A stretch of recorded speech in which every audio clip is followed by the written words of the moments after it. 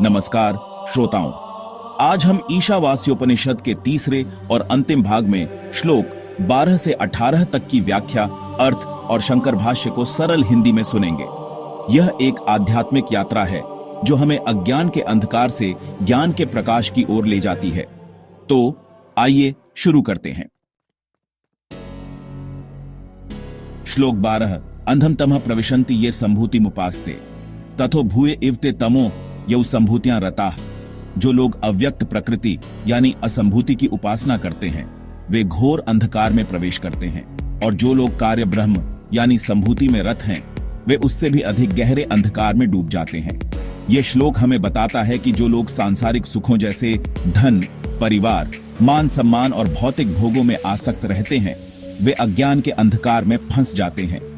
वे विभिन्न देवताओं, पितरों या मनुष्यों की उपासना करते हैं जो स्वयं जन्म मृत्यु के चक्र में बंधे हैं। ऐसे लोग भोगों की प्राप्ति के लिए उपासना करते हैं और विभिन्न लोकों या योनियों में चक्कर लगाते रहते हैं। यह उनका अंधकार है। दूसरी ओर कुछ लोग भगवान के सच्चे स्वरूप को समझे बिना झूठा अभिमान पालकर खुद को ईश्वर समान मानते हैं। वे शास्त्रों की आज्ञा, देव पूजा और गुरुजनों का सम्मान छोड़ देते हैं, दूसरों को भी गलत रास्ते पर ले जाते हैं। ऐसे लोग अपने दुष्कर्मों के कारण नीच योनियों या नरक में भयंकर कष्ट भोगते हैं। यह अंधकार और भी गहरा है। शंकराचार्य कहते हैं कि असंभूति यानी अव्यक्त प्रकृति अज्ञान का मूल है। जो लोग इसकी उपासना करते हैं वे अज्ञान के गहरे अंधकार में जाते हैं। वहीं संभूति यानी हिरण्यगर्भ या कार्य ब्रह्म की उपासना करने वाले और भी गहरे अंधकार में डूबते हैं, क्योंकि वे सच्चे ज्ञान से दूर रहते हैं। श्लोक 13। अन्य देवाहु संभवादन्य दाहुर संभवाद इति शुश्रुम धीराणा ये नस्तद्व्या चक्षिरे। कार्य ब्रह्म की उपासना से एक फल मिलता है और अव्यक्त की उपासना से दूसरा फल। ऐसा हमने बुद्धिमान गुरुओं से सुना जिन्होंने हमें इसका भेद समझाया। यह श्लोक सच्ची उपासना का स्वरूप समझाता है। अविनाशी पर ब्रह्म की सच्ची उपासना है, उनके सच्चिदानंद स्वरूप, उनके नाम, रूप, लीला और धाम का भक्ति, श्रद्धा और प्रेम से स्मरण करना। ऐसी उपासना से भक्त को शीघ्र ही परमेश्वर की प्राप्ति होती है। यह फल उन दंभी लोगों से बिल्कुल अलग है जो झूठा दिखावा करते हैं। वहीं विनाशशील देवताओं, पितरों और मनुष्यों की निष्काम भाव से सेवा पूजा करने से अंतःकरण शुद्ध होता है। यह भगवान की कृपा प्राप्त करने का रास्ता है जो संसार सागर से मुक्ति दिलाता है। यह फल सकाम उपासना से मिलने वाले भोगों से बिल्कुल अलग और श्रेष्ठ है। शंकराचार्य कहते हैं कि कार्य ब्रह्म की उपासना से ऐश्वर्य जैसे अणिमा आदि सिद्धियां मिलती हैं, और अव्यक्त की उपासना से प्रकृतिलय का फल। ये दोनों फल अलग अलग हैं, जैसा कि बुद्धिमान गुरुओं ने समझाया। इसलिए दोनों की उपासना का समुच्चय करना उचित है। श्लोक 14। संभूति च विनाशम च यस्तद्वेदो भयम सह विनाशेन मृत्यु तीर्थवा संभूत्यामृतमश्नुते। जो व्यक्ति असंभूति और कार्य ब्रह्म दोनों को एक साथ जान लेता है वह कार्य ब्रह्म की उपासना से मृत्यु को पार करता है और असंभूति के द्वारा अमृतत्व प्राप्त करता है।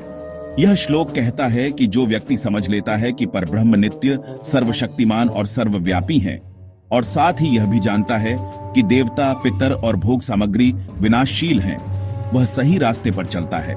वह शास्त्रों की आज्ञा से निष्काम भाव से देवताओं की सेवा करता है, जिससे उसका अंतःकरण शुद्ध होता है। साथ ही परब्रह्म की उपासना से वह मृत्यु के बंधन को तोड़कर अमृतत्व यानी परमेश्वर को प्राप्त करता है। शंकराचार्य कहते हैं कि जो व्यक्ति असंभूति और विनाश दोनों की उपासना को समझ लेता है वह कार्य ब्रह्म की उपासना से मृत्यु के दोषों को पार करता है और अव्यक्त की उपासना से प्रकृतिलय रूपी अमृतत्व प्राप्त करता है। यह दोनों उपासना का समुच्चय ही सही मार्ग है। श्लोक 15। हिरण्मयेन पात्रेण सत्यस्यापिहितम मुखम तत्वम पूषण्य पावृणु सत्य धर्माय दृष्टये। इसका अर्थ है, आदित्य मंडल में स्थित ब्रह्म का मुख ज्योतिर्मय पात्र से ढका हुआ है। हे पूषण, मेरे लिए जो सत्य धर्मा हूं उसे उघाड़ दीजिए ताकि मैं उसका दर्शन कर सकूं। अब थोड़ी व्याख्या करते हैं। यह श्लोक भक्त की प्रार्थना है। वह कहता है, हे भगवान, आप सृष्टि के पोषक हैं, आपकी भक्ति ही सत्य धर्म है। आपका सच्चिदानंद स्वरूप सूर्य मंडल की चमकदार ज्योति से ढका है। मैं आपका प्रत्यक्ष दर्शन चाहता हूं। कृपया सभी बाधाओं को हटा दें और अपने स्वरूप को मेरे सामने प्रकट करें। और शंकराचार्य के भाष्य के अनुसार शंकराचार्य कहते हैं कि ब्रह्म का सत्य स्वरूप ज्योतिर्मय पात्र से ढका है। हे पूषण, सत्य धर्मा भक्त के लिए उस पात्र को हटा दीजिए ताकि वह ब्रह्म के सत्य स्वरूप का दर्शन कर सके। थोड़ी देर के लिए चलिए इसी भाव में ठहरते हैं। श्लोक 16 पूषण्यकर्ष यम सूर्य प्राजापत्य व्यूह रश्मीन सर्वम ते रूपम कल्याणत्मम तत्ते पश्यामि योसावसो पुरुष सोहमस्मि। अर्थ यह है, हे जगत पोषक सूर्य, हे एकाकी गमन करने वाले यम प्रजापति के पुत्र, अपनी किरणों को समेट ले। मैं आपके परम कल्याणमय स्वरूप का दर्शन करता हूं। जो आदित्य मंडल में पुरुष है वह मैं हूं। व्याख्या में भक्त प्रार्थना करता है, हे भगवान, आप सृष्टि के पोषक, ज्ञान स्वरूप और नियंता हैं। अपनी तप्त किरणों को समेटकर मुझे अपने सच्चिदानंद स्वरूप का दर्शन कराएं। मैं आपके कल्याणमय स्वरूप का ध्यान कर रहा हूं और समझ रहा हूं कि जो विश्व का आत्मा है वही मेरा आत्मा है। मैं और आप एक हैं। शंकराचार्य कहते हैं कि सूर्य पूषण, एकर्षि, यम और प्राजापत्य है। वह अपनी किरणों को समेट ले ताकि भक्त उसके कल्याणमय स्वरूप का दर्शन कर सके। भक्त कहता है, जो आदित्य मंडल में पुरुष है वह मैं हूं। यह आत्मा की एकता का बोध है।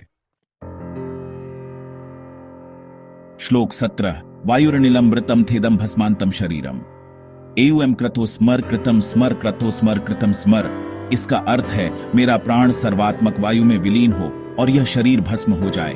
हे मेरे संकल्पात्मक मन, अपने किए हुए भक्ति कार्यों को स्मरण कर। व्याख्या में साधक कहता है कि उसका प्राण समष्टि वायु में और शरीर अग्नि में भस्म हो जाए। वह भगवान से प्रार्थना करता है, हे प्रभु, मेरी भक्ति और मेरे कार्यों को स्मरण करें। आपने कहा है कि आप अपने भक्त को स्मरण करते हैं और उसे परम गति प्रदान करते हैं। वह दोबारा कहता है, मेरे कर्मों को स्मरण करें ताकि मैं आपकी सेवा में पहुंच सकूं। शंकराचार्य कहते हैं कि प्राण सूत्रात्मा में विलीन हो और शरीर भस्म हो जाए। साधक अपने मन से कहता है कि वह अपने किए हुए सत्य कर्मों को स्मरण करे। यहां स्मर की पुनरुक्ति आदर और महत्व को दर्शाती है। श्लोक 18 अग्ने नय सुपथा राय अस्मान विश्वानि देव वयुनानि विद्वान युयोध्यस मज्जुहुराणमेनो भूयिष्ठा ते नम उक्ति विधेम। इस श्लोक का अर्थ है, हे अग्ने, हमें सन्मार्ग से ले चल। हे देव, तू सभी कर्मों और ज्ञान को जानता है। हमारे पापों को नष्ट कर, हम तुझे बार बार नमस्कार करते हैं। व्याख्या में साधक प्रार्थना करता है, हे अग्निदेव, मुझे भगवान के परम धाम तक सुंदर मार्ग से ले चले। आप मेरे कर्मों को जानते हैं। यदि कोई पाप शेष हो तो उसे नष्ट करें। मैं आपको बार बार नमस्कार करता हूं। यह श्लोक भक्ति और समर्पण का सुंदर चित्रण है। शंकराचार्य कहते हैं कि अग्नि से सुंदर मार्ग की प्रार्थना की जा रही है। साधक अपने पापों को नष्ट करने और शुद्ध होकर इष्ट की प्राप्ति की याचना करता है। वह नमस्कार के द्वारा अग्नि की सेवा करता है। नमस्कार श्रोताओं, इस प्रकार हमने ईशावास्योपनिषद के श्लोक 12 से 18 तक के अर्थ, व्याख्या और शंकर भाष्य को सुना। यह ज्ञान हमें अंधकार से प्रकाश की ओर, मृत्यु से अमरत्व की ओर ले जाता है। आइए इस ज्ञान को अपने जीवन में उतारें और भगवान की भक्ति में लीन हों। नमस्ते।